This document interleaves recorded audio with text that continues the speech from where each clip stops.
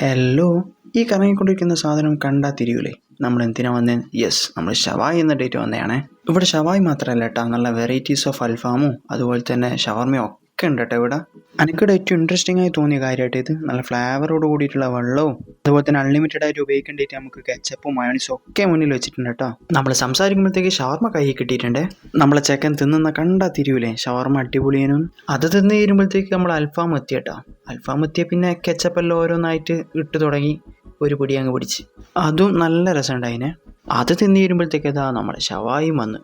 ഷവായി വന്നാൽ പിന്നെ അതിൽ കൈവെക്കണ്ടേ, അതും വലിച്ചു വാരി ഇങ്ങോട്ട്. പിന്നെ ഇവിടുത്തെ ഷവായിൻ്റെ കാര്യം പറയുന്നതാണെങ്കിൽ നൈസ് സാധനമാണ് കേട്ടോ, നല്ല സ്മൂത്ത് മീറ്റായിരുന്നു. പിന്നെ ആ ഒരു പീസ് നമുക്ക് എവിടെ എത്താത്തതുകൊണ്ട് ഓരോ പീസ് കൂടി നമ്മൾ വാങ്ങിയിട്ടുണ്ടേ.